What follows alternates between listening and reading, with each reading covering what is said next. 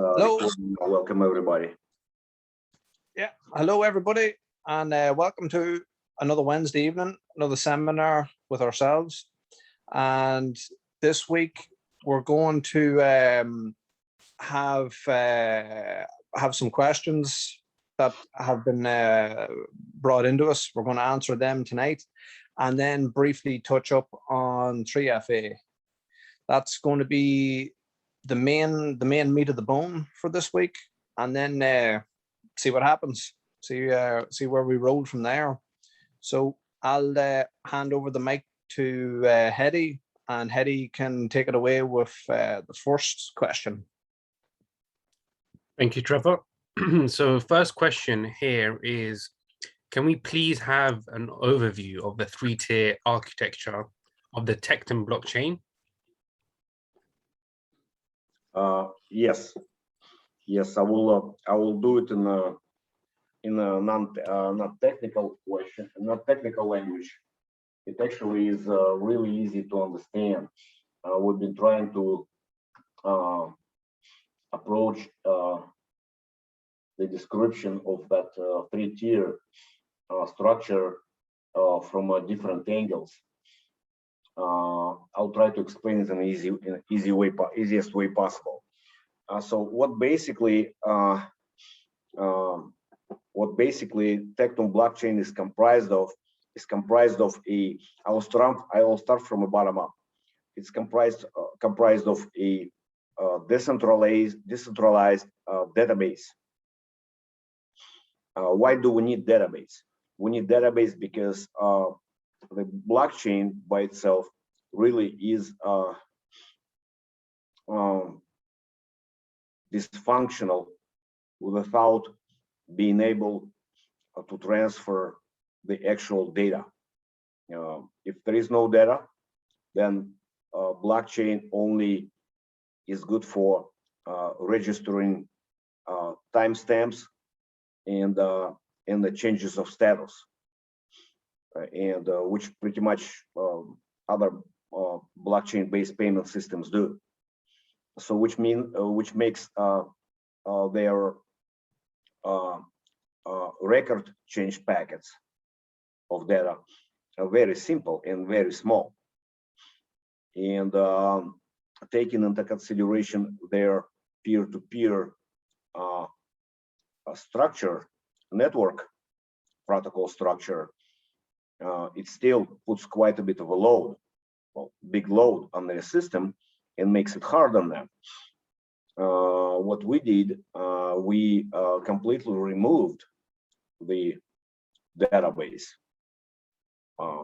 layer from blockchain, and we designed our own non-SQL database, decentralized database. So that's the lowest level.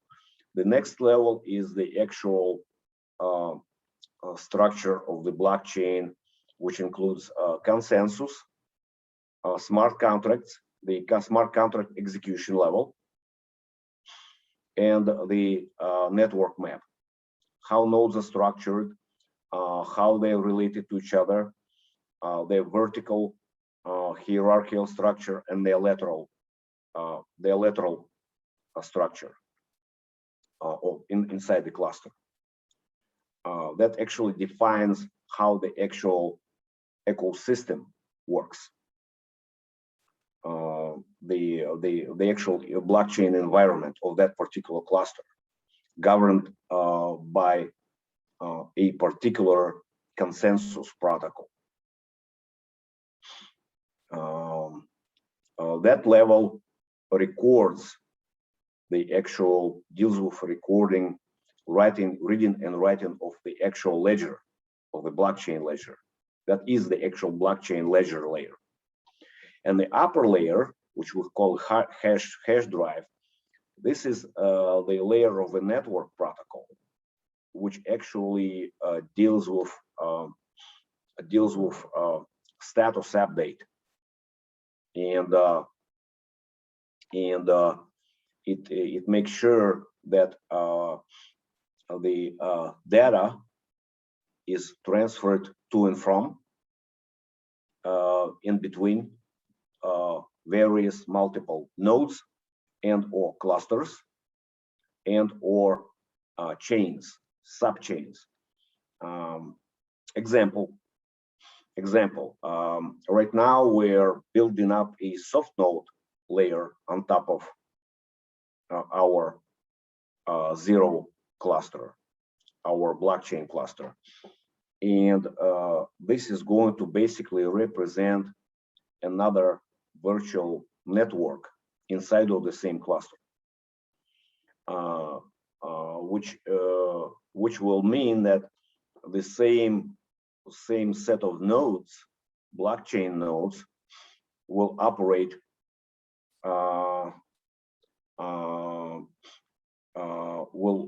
will manage, will govern the smart contracts, a Tectum coin, and the layer of a soft node. But both layers will be managed and governed by the same hardware cluster. That's the example of a first and a second layer. And in this particular case, in case of a soft node, we actually yet to make a decision if the database of the actual soft node bills needs to be decentralized or it needs to be distributed or simply distributed, redundantly distributed among several nodes or hardwares. So we're in the process of designing that architecture right now. Hope I answered that question. Is simple enough. Thank you, Alex. The next question I have is, what is the consensus algorithm of Tectum? Consensus. We have few consensus protocols, Heavy.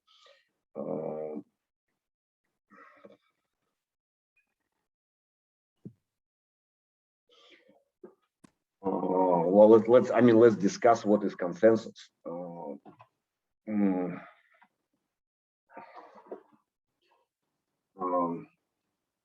Consensus protocol is a decision-making protocol which leaves no error for the participants of the network in the decision-making process, and which leaves no unanswered questions or any kind of any other kind of buts or no's.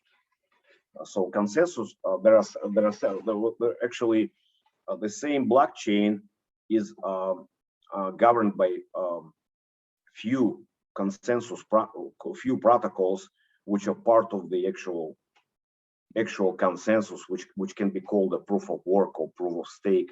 In our cases, proof of utility. When it comes to Tectum, from a get-go, we have chosen the route of a consensus as service because we have come to realize that most of our enterprise clients and or partners are after first stability, second reliability, and the third trust. Example, if we approach a logistical operation which has several key participants in the network, for example, producer, distributor, shipper, fulfillment, and a retail consumer. So we have four participants in this. And every one of those participants encounters the specific set of problems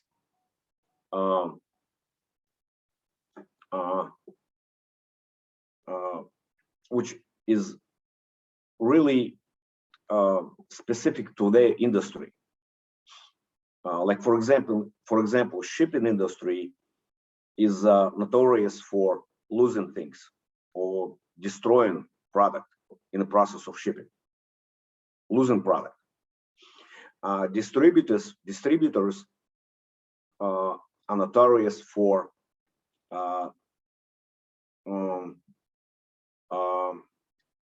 how do you call the Trevor, help me out please with English term, the product which is not original, like a counterfeit, contraband,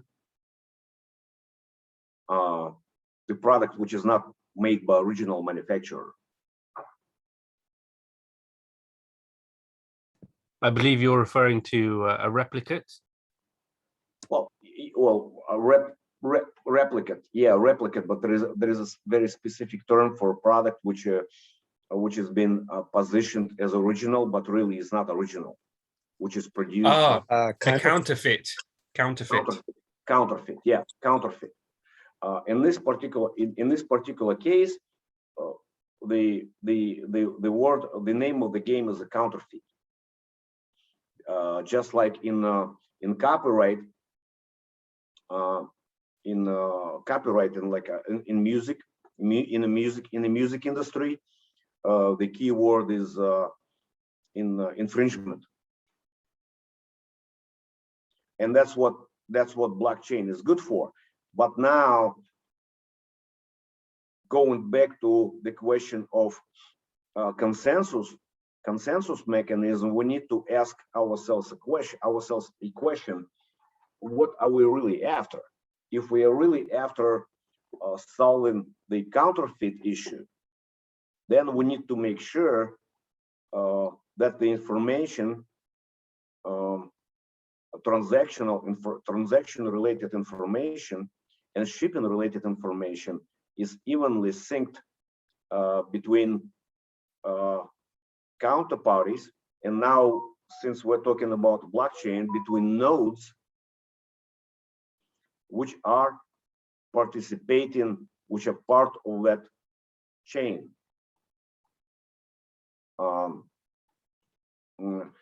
If auto parts was produced, auto part made for BMW automobile is produced not by BMW automobile, then the numbers at some point somewhere in the distributor network, there's got to be injection of counterfeit auto parts. Let's say windshields. I say windshields because in Russia windshields are really most common counterfeit. They're easier to counterfeit, and they're much cheaper counterfeited windshields. But they're very dangerous in case of a head collision, because they don't fold like paper. They actually scatter into in small pieces, and they injure the driver, and it's a big problem. In Eastern Europe, it's a big problem. So in this particular case, blockchain is good because it will provide the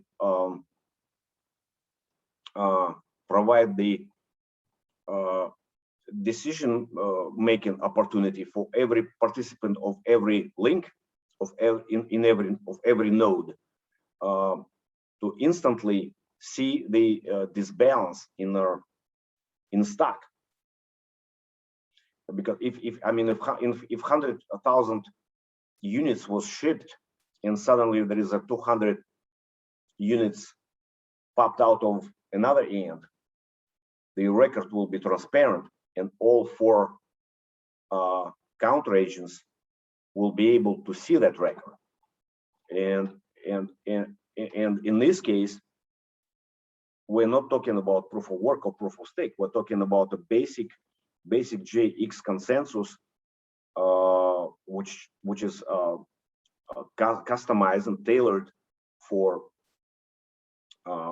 enterprise environment, and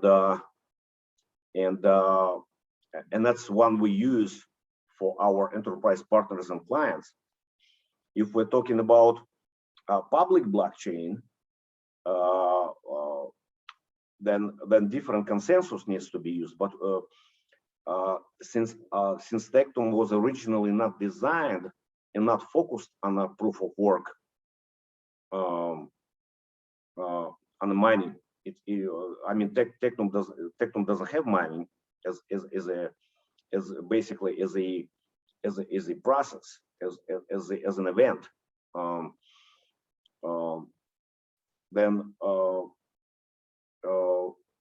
Then we basically had to design a different approach to managing the entire whole tokenomics thing, and we designed a minting and implemented minting model, which is pegged to other network process, to other network transactions, and that brought us to proof of utility. Proof of utility is also the product of our consensus as service approach, and proof of utility allows any node participating in the network to receive and have a fair share to become a decision maker at a certain point, given point in time, and therefore receive a reward in tokens or coins. In our case, Tectum coins. But then the value of Tectum coins had to be defined by the separate protocol. You see, so the actual, so like kind of narrowing all this down to a really simple and easy statement, Hedy. And I know I've said lots. I have said many words. Excuse me, please. Наташа, поговори, пожалуйста, с Тетниной, наверное, звонит. So basically, narrowing. I've said so many words and kind of narrowing it down to simple and a statement, easy to understand, kind of entry statement. I would have to say that a consensus, it needs to be tailored to particular needs of digital environment we're approaching. Welcome, Richard. Of digital environment we're approaching, of needs of that environment, to the mission of that environment, and to the economical purpose of that environment, who this environment is going to serve. Bitcoin environment is serving miners, servicing miners. By implementing proof of work, they have locked the virtual, at that point, cycle over consumer and provider of a utility. So miners, so in circle locked, very well, it works very well, actually, in fact, for them, because the end consumer receives the product, security and anonymity, which allows them, makes them capable to to make record to change records, to make record change events, to create record change events from their wallets and from their interfaces, absolutely anonymously, and relatively independently from monetary environment. Well, until you have to sell that Bitcoin. At some point, you still have to sell that Bitcoin to buy yourself a loaf of bread and a bottle of milk. So, so relatively isolated. And miners serve the purpose of providing that anonymity.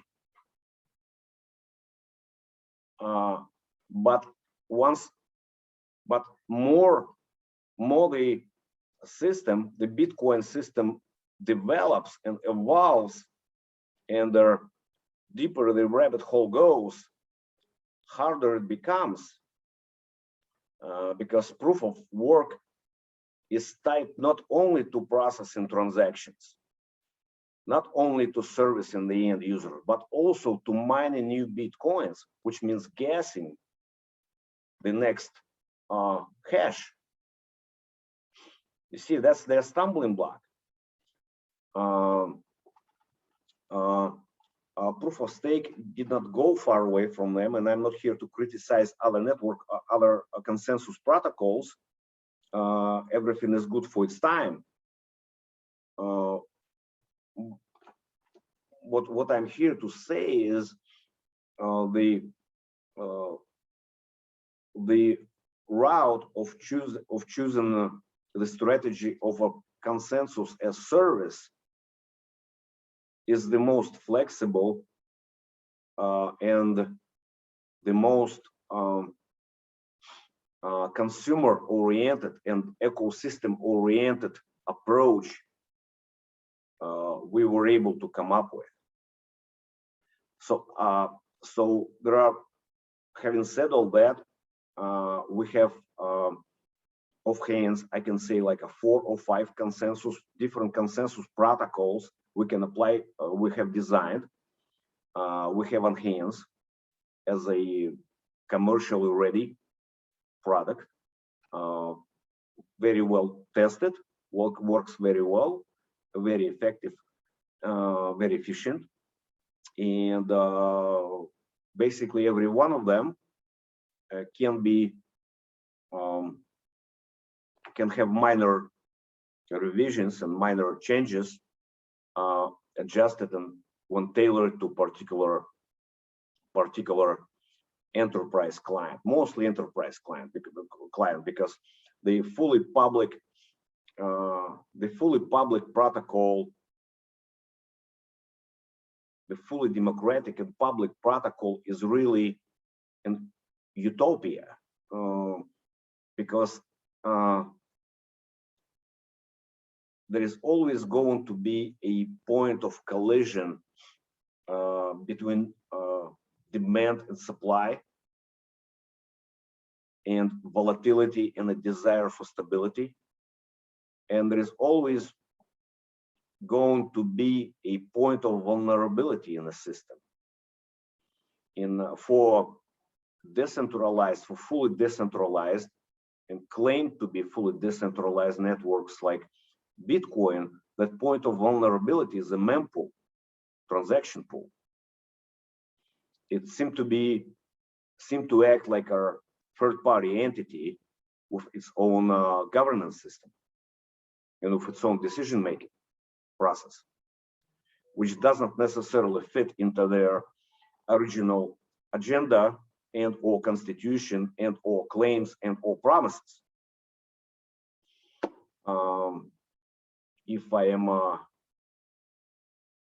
I'm not trying to shoot anyone here, Hedy. I'm really not trying to point fingers at anyone.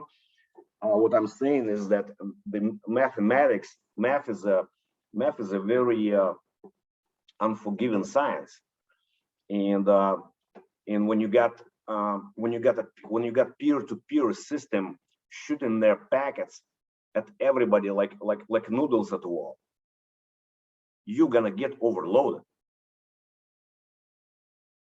It's not a matter of, it's not a question of if, it's a question of when.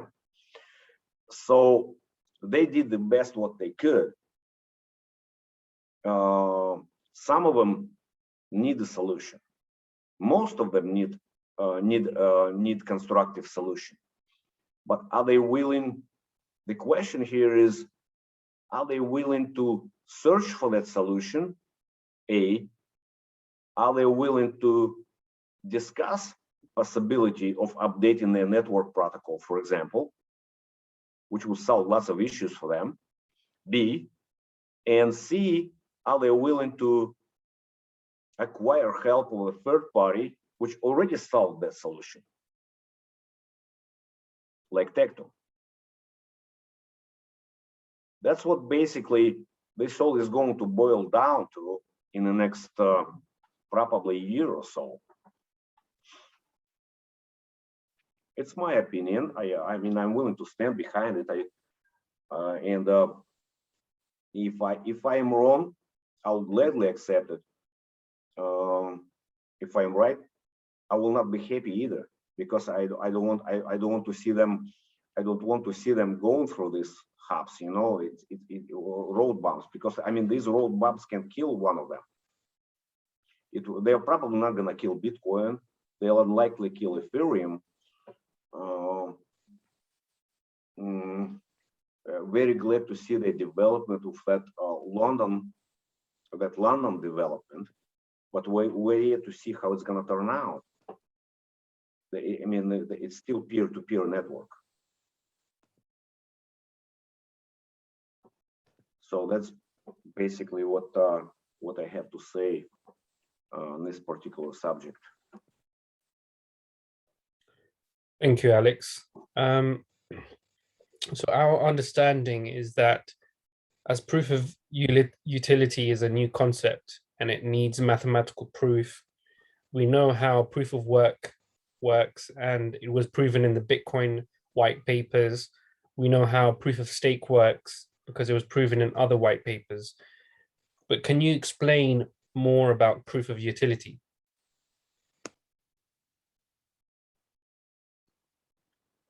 Yes, I can explain proof of utility. You know, we have an emulation proof of utility, and I believe it was demonstrated in Innopolis. I believe there was even a couple semesters in high mathematics. I suggest I will try to do it in the layman's terms, to the best of my ability, how I can explain it.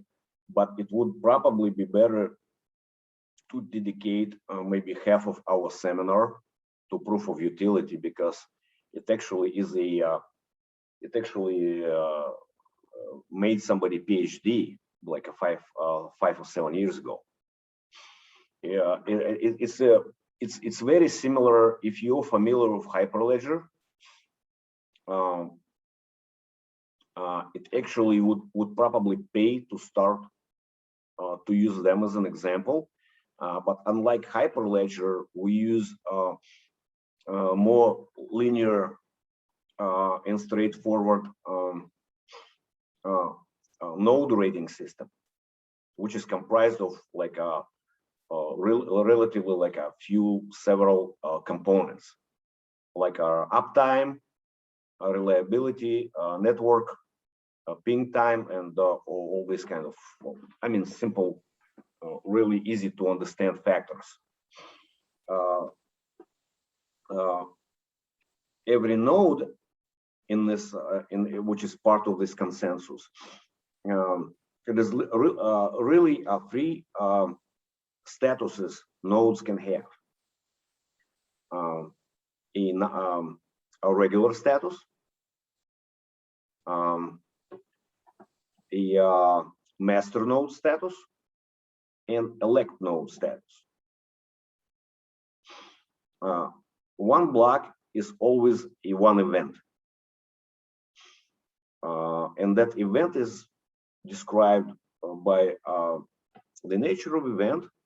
It has the hash of the previous block, which will help later to find the source of the event. And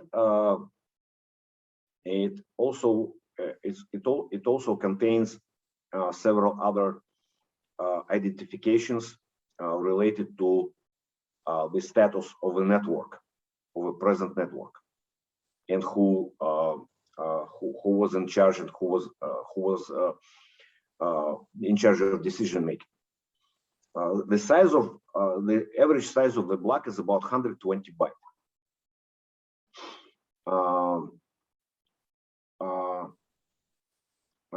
Blocks are not formed by an elect node. Elect node forms a stack of events. But events do not come from one direction. We have a network. Network has a map. The map of the network is firm and is immutable. It cannot be changed, which means that according to that network map, every node must connect to particular node. So there is no P2P over redundancy, noodle on the wall effect. There is no sending information you want everybody to write to everybody and waiting for something to happen. So there is no chaotic exchange of information typical to P2P systems. You see, I'm right now digging into the actual the key issue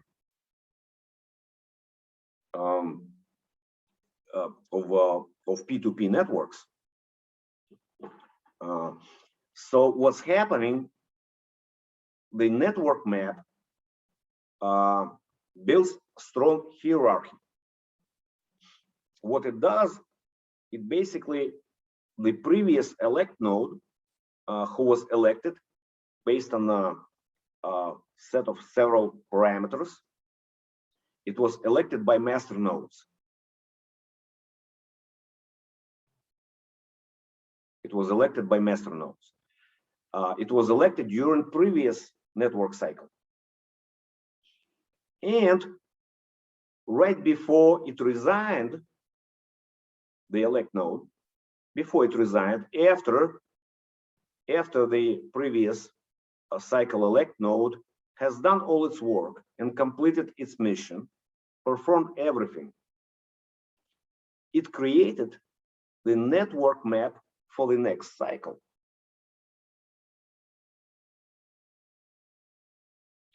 And that network map for the next cycle includes the next elected node, which will be again doing what this node just has done, but in a different way.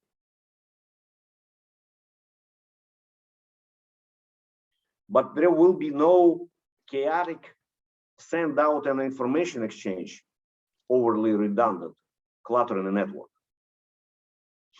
What's going to happen instead?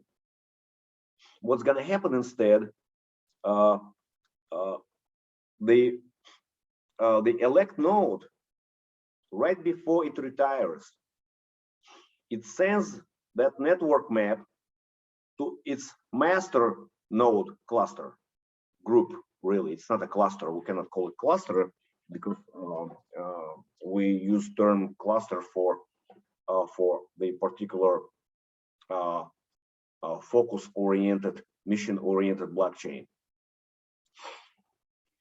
So it sends out to its circle of master nodes, and master nodes send it out to all the rest of the network. So the rest of the network already knows what's going to happen in the next quarter of a second.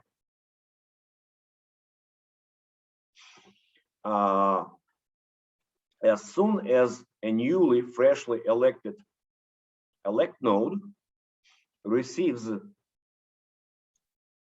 new network map, it starts functioning as it takes a chair, basically. The receiving of a network constitutes the handing over the status of an elect node to the new elect node. New elect node becomes now elect node. As soon as it becomes elect node, it sends the inquiry signal to new group of master nodes.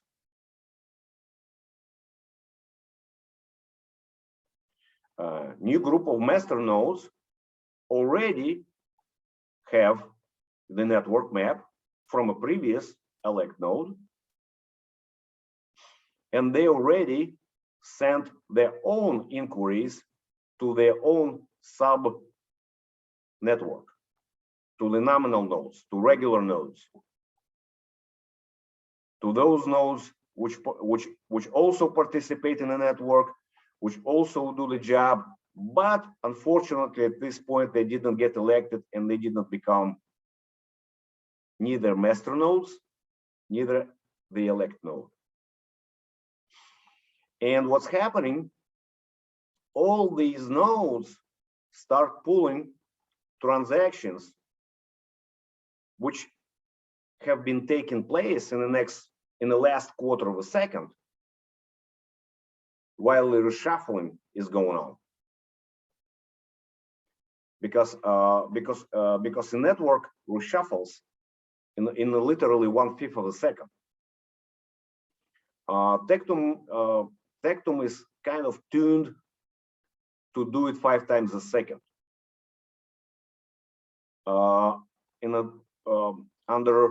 Under severe network load, it will probably happen twice a second, or maybe once a second.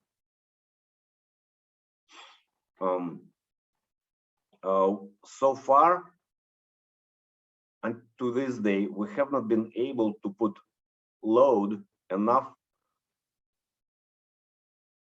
to load our network enough that it would refresh its network cycle slower than twice a second. It's always been the network, the Tectum network has always been able to refresh a network cycle at least twice a second, but normally 5, 4, 3 times a second. And what's happening, as soon as new freshly elected elect node took a chair, it sends inquiries. The mid-level master nodes send the inquiries and they start receiving transactions. They pack every master node packs their stack of transactions, the ones they got. One master node got 1,000 transactions, another master node got 100,000 transactions. Next master node got 10,000 transactions.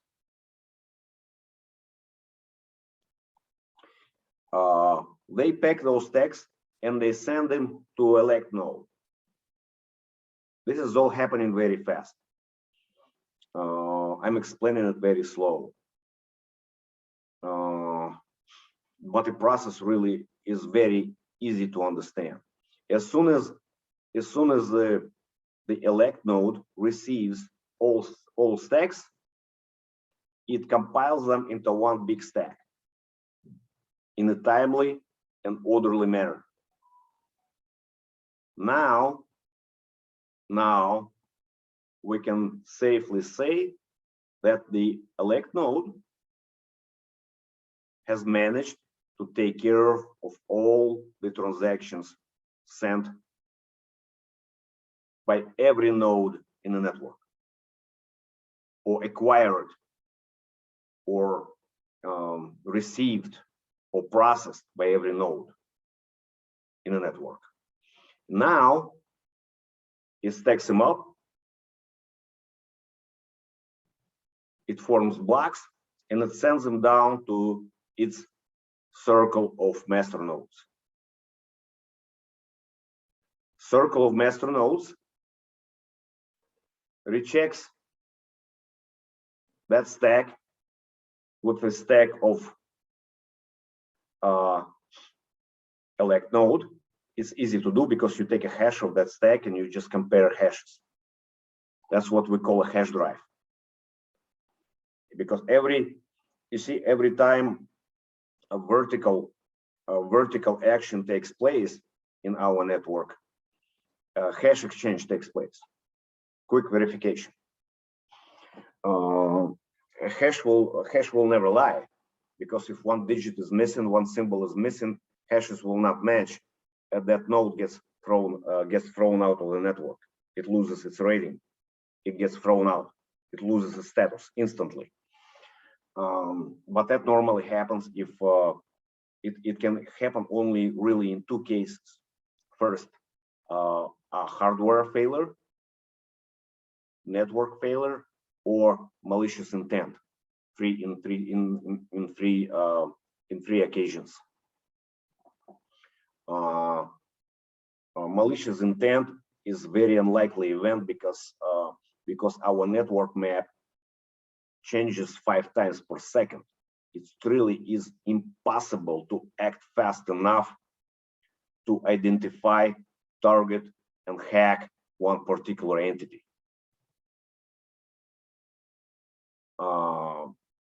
The rapidly redesigned network map is making our network really like our morphing, constantly evolving, constantly changing. Like a node A, I mean, look, for example, let's see, a node A, node B, and node C, and node D. Node A was connected to node B and to node D, and node D was connected to node C. Well, I mean, a quarter of a second later, node A is connected to node C, and node C is connected to node B. And there is no direct connection between node A and node B anymore.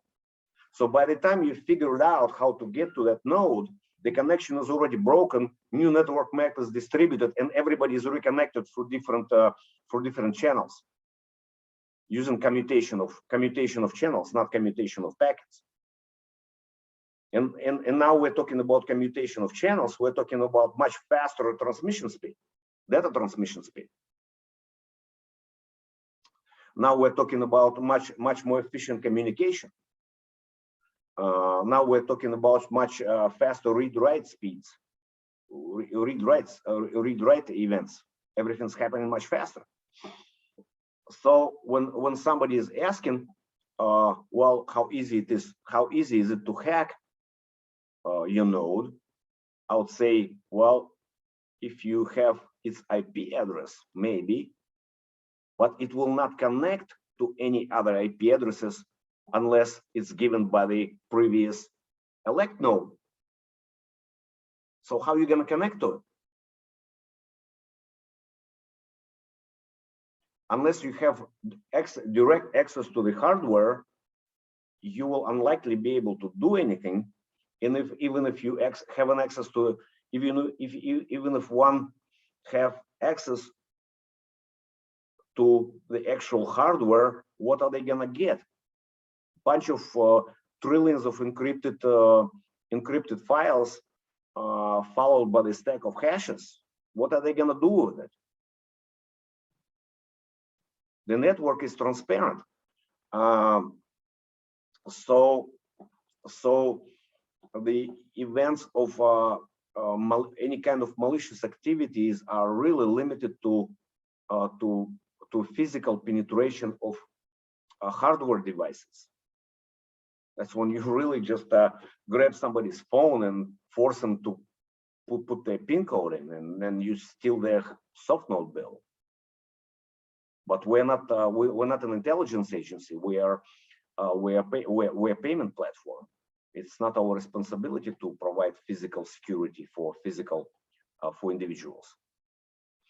So we cannot guarantee.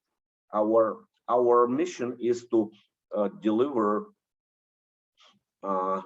identical set of properties to our digital bill, soft node bill, and make it identical to the maximum, to the best of our effort.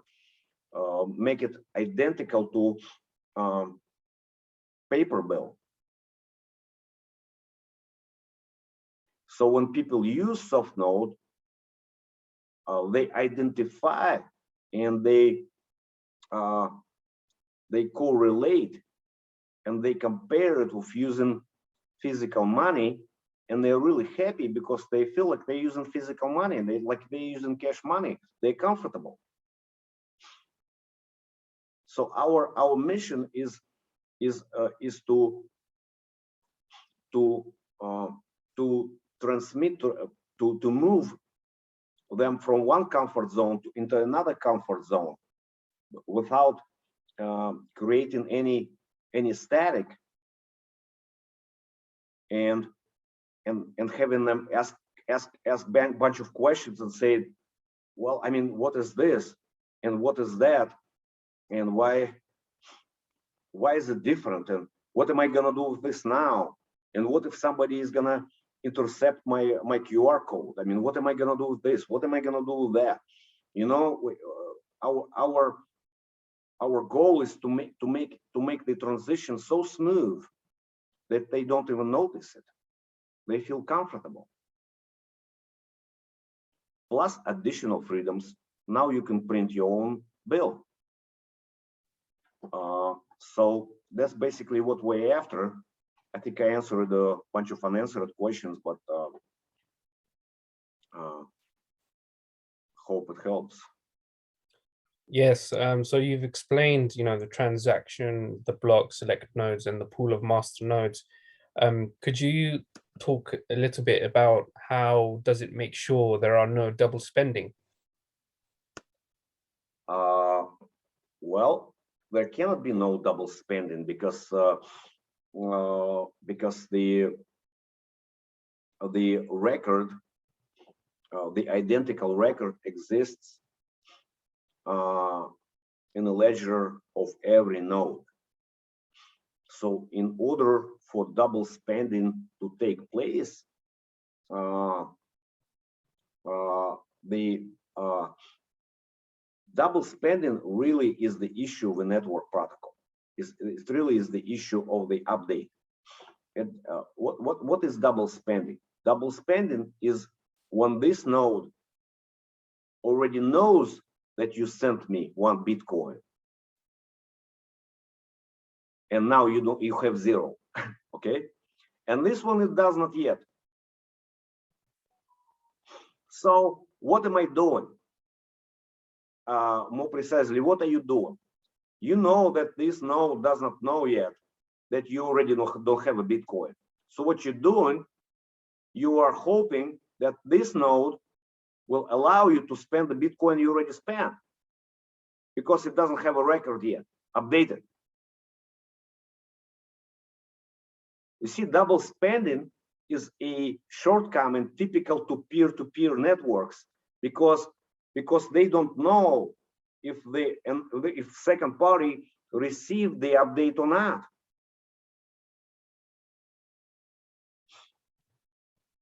Double spending happens when it takes 10 minutes to close the deal, to close the block. That's when it happens. When you have a single entity piling everything up in one block and spreading it throughout the entire network, every participant will take hash of the same stack and send it up a hill. And if at least one hash does not match, that means block stack got corrupted, or block got corrupted, or falsified. So double spending is impossible in Tectum. Things happen very fast. Things happen too fast. You would have to send 100 transactions for the same amount using the same client to multiple nodes, and they would have to send it up there, and when it hits a elect node, the collision will happen. It will throw out all transactions except the first one. So the first transaction will go through, and the rest of the transactions will get thrown out. And the nodes which allowed your transactions to go through will lose a point in rating, and will ban you as a client.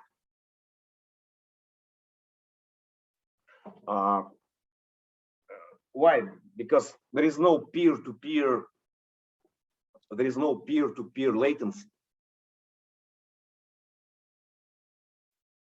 And I mean, we can talk more about it. I mean, we probably should. I mean, double spending is a separate subject, which really, I mean, we can make an entire seminar out of it. And I shall, in fact, I request seminar just on double spending and the proof of utility. We can talk about it, and we should invite our chief developers, our lead developers, to help us out with this, because I mean, those are such a hot topics. I mean, but you see, developing those topics is much more exciting when you have something on the other side of somebody on the other side of the barricade, somebody which knows their protocol, which can ask competent questions, so where discussion could heat up, you know, where when things can get really exciting. I think we should really definitely. I encourage Trevor, if Trevor doesn't mind, we can dedicate the entire seminar to double spending and proof of utility. And yeah, I agree with that. I definitely agree. Like your description there is really giving me a lot of eyesight into how it works. Trevor, it really is that simple. You got 10-minute block, and everybody is throwing in that block everything they can, okay? And they're waiting for the guy who is gonna win the crown. And the guy is a mining pool. And nobody knows which mining pool is gonna win next block. So every mining pool's got the same set of transactions, the same. But the problem is, while everybody is waiting for next block to be discovered, transactions keep coming in. Yeah. So first guy got 1,200 transactions, next guy got 1,500 transactions, next pool got 2,000 transactions, next pool got 2,200 transactions, and then boom, and guy who got 1,200 transactions won the block. Yeah. Now he's got to go back to the mempool and say, hey, what's left over? Throw it in, and you got a bunch of double spending. Yeah. He's got to throw things out. But what do you do if the same node, the same master node, Bitcoin master node, because Bitcoin master nodes, they host thousands and sometimes tens of thousands of wallets, okay? I mean, what do you do if two wallets send each other the same Bitcoin 10 times in 1 minute. Boom, boom, boom, boom, boom, boom, boom, boom, boom, boom. What do? You see what I'm saying? Yeah, yeah. So the issue of double spending becomes really aggravating when it takes so much time to form a block.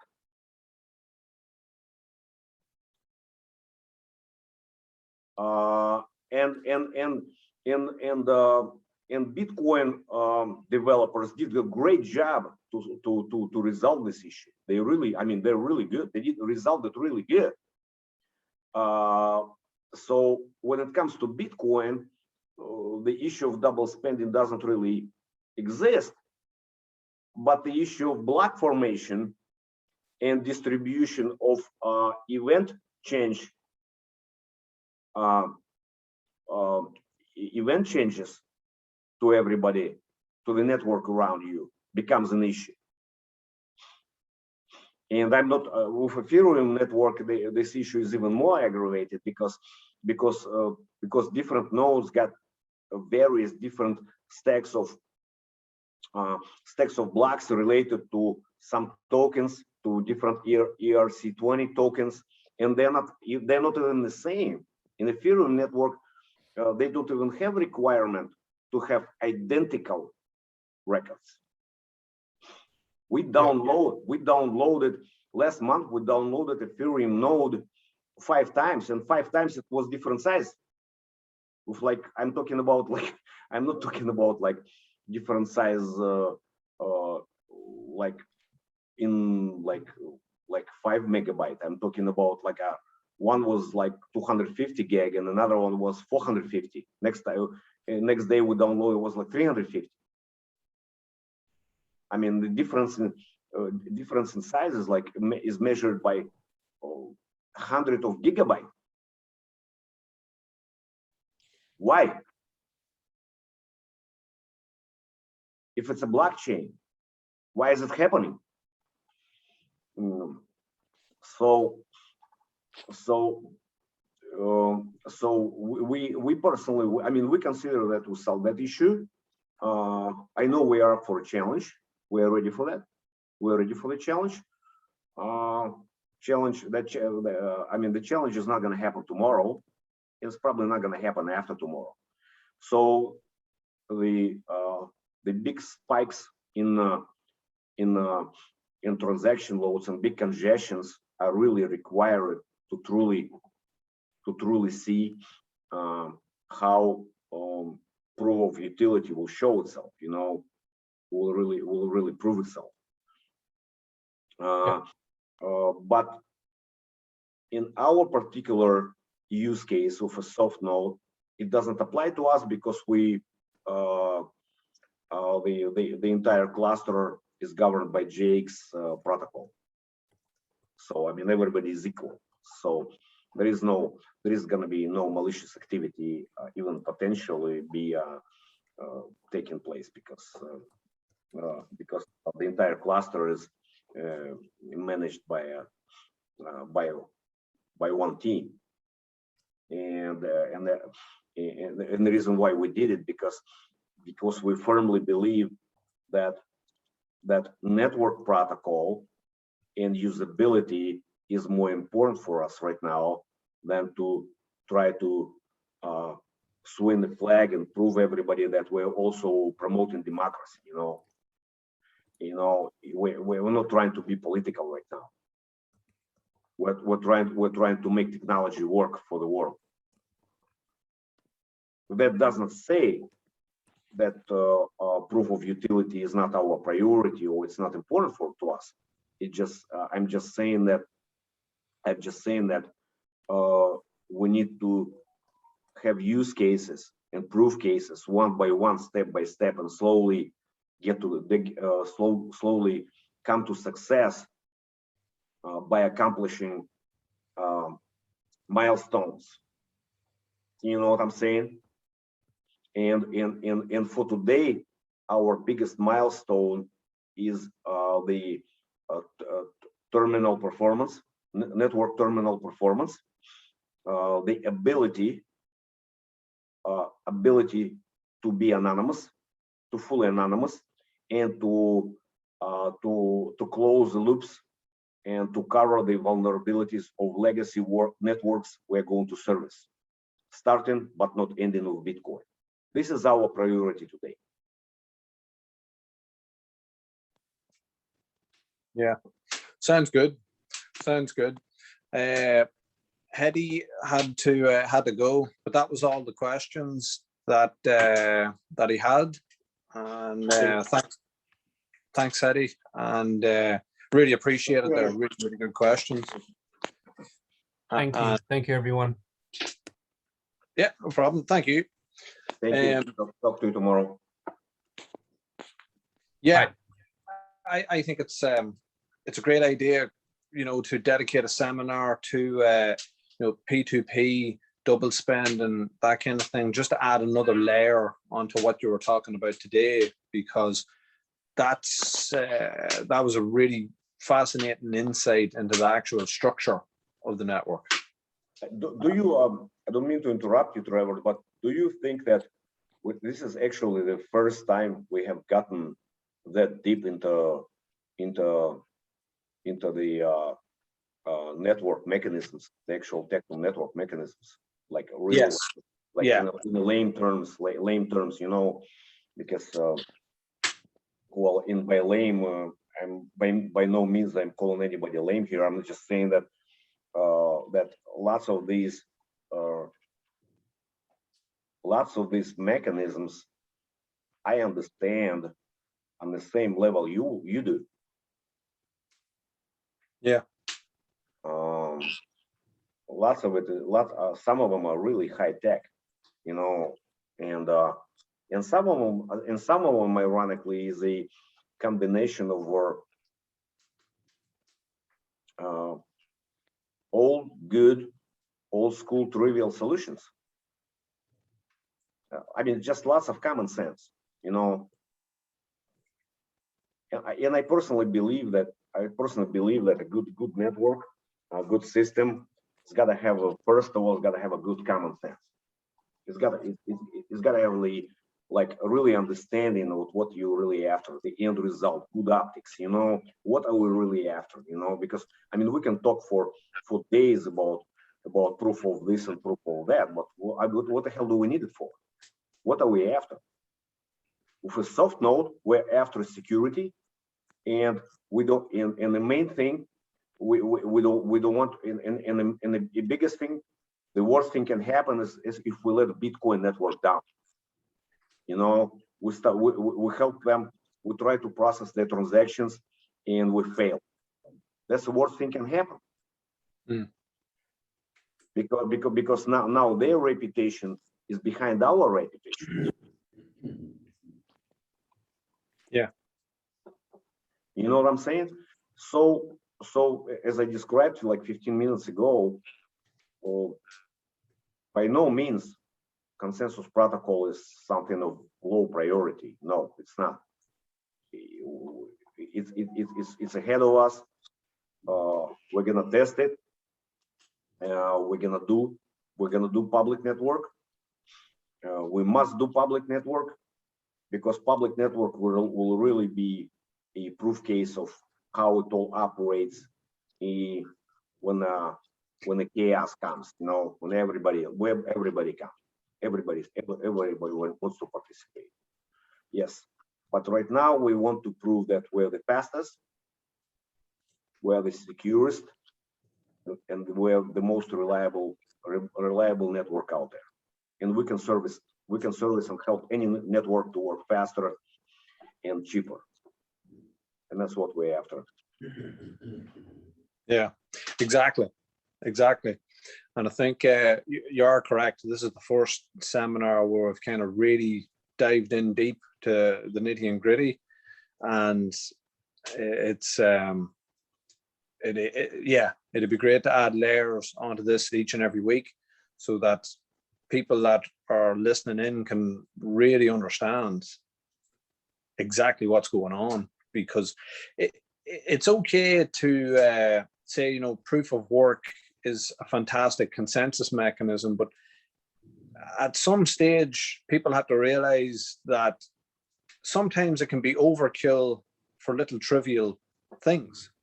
If it's you know, you need to allocate certain protocols to certain areas in order to make it efficient. And proof of work at the moment is proven to be a very energy consuming machine. And do we really want to use that for everything? I know it can be needed in certain areas there, but if it can be done better, why not do it better? So I guess that's why we're here. We're here to sort of service any networks there that need help, that need you know, that are stuck at the moment there, especially any ERC20 tokens. I mean, some of them are in a real pickle at the minute, and that might not see a way out. Whereas, you know, we hope to help them people out. It's imperative for them to keep going. So I would say that brings us to a full hour, Alex. And yeah, I think it'd be good maybe to end it there and take a note, take stock of what we were saying, and then just continue on from next week's seminar. Absolutely, absolutely. I completely agree. You're free to choose any topic you want. We would need to invite. It's just every time we want to get down and dirty in technology, we got to make sure we don't get deep enough to disclose our know-how and our intellectual property, which is easy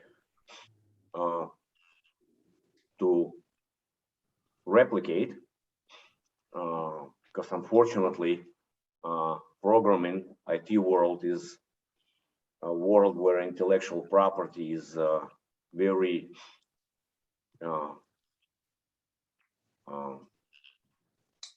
loosely protected. Yeah. It is true. I mean, we are kind of still on the Wild West kind of beginnings of this space, and it's going to take a while before people realize what was taken and what was actually thought from the.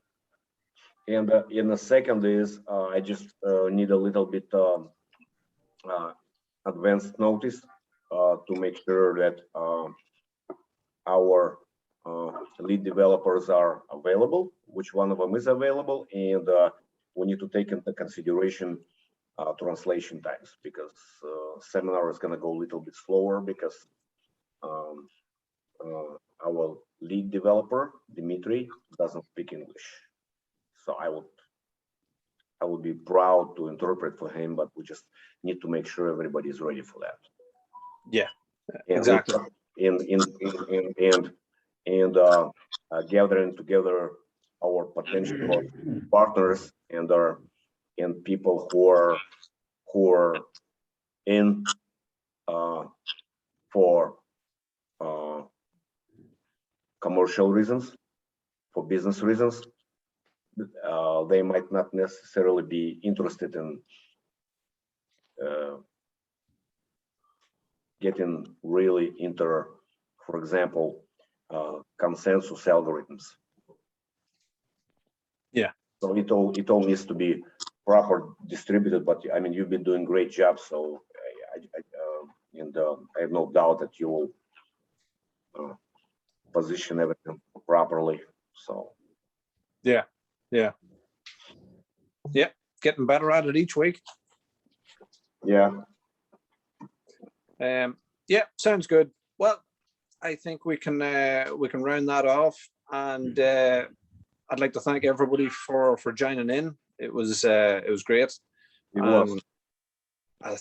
There was a lot of information in 1 hour as well. So It'll be on YouTube. You can rewind back to certain things that might need a bit of imagination to understand, but it's incredibly worth it. Like I often go through the YouTube videos or the seminars 2-3 times when I get a chance, and that extra bit of attention to the details, it pays dividends. It really, really does. So definitely implore anybody to do reruns over it and really get a sense of what's going on, because as soon as it hits you, and it hits you like a mad train. So again, thank you everybody, and we look forward to seeing you next week. Thank you, everybody. I'm stopping recording with your permission. Yeah, go for it.